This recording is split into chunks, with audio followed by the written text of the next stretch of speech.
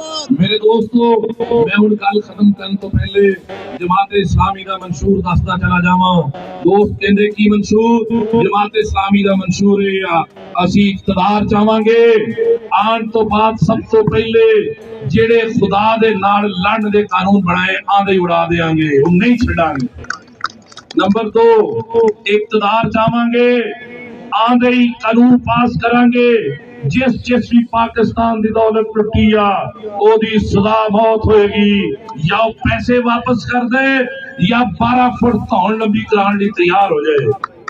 तीसरा, जमाते इस्लामी का मंशूर है कि असा पाकिस्तान पैदा होने वाला हर बच्चा ओनू तालीम फ्री देनी है, इको जी देनी है। उथे ही सराजुल हक का बच्चा पढ़ेगा, उथे ही नवाज शरीफ जरदारी का पढ़ेगा, उथे ही मेरे महल्ले बशीराबाद दाऊद कलोनी के गरीब आदमी का पढ़ेगा। चौथा, साडा मंशूर का हिस्सा है कि असी पूरे पाकिस्तान के अंदर हर गरीब और अमीर आदमी के वास्ते इको जिहा इलाज शुरू करांगे, फ्री करांगे। उथे ही असी मजबूर करांगे। नवाज शरीफ जरदारी के न्याणे का भी इलाज उथे ही होएगा, मेरे मरियाबाद के खोता रेड़ी वाले का भी इलाज उथे ही होएगा।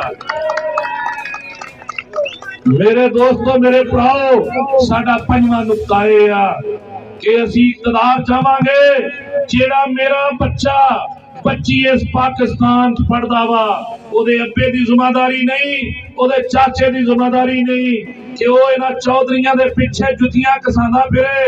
ये जमाते इस्लामी दी हुकूमत की जिम्मेदारी होएगी। हर मेरी बेटी ते बेटे नू घर बैठे मुलाजमत देना, ये जमात इस्लामी दे मंशूर दा पंजवां हिस्सा। ते आखिरी मंशूर दा हिस्सा यह है कि जे पाकिस्तान दे अंदर अदालत ते कचहरी, जिन्हों थाना कचहरी कहते आ, 100% फ्री होएगा, इंसाफ ते मबनी होएगा। घर जिन्ना जुल्म होएगा उन्ना घर बैठे इंसाफ देवांगे। किसी SHO, किसी SP, किसी दूसरे तीसरे चौधरी ने रुकावट बनने की कोशिश की थी, असा पहले कानून बना के रखना। जिन्हें टके की करप्शन की जरूरत की थी, गरीब का जुल्म किया, वो फिर एक इस दुनिया से रहने का हक नहीं दांगे।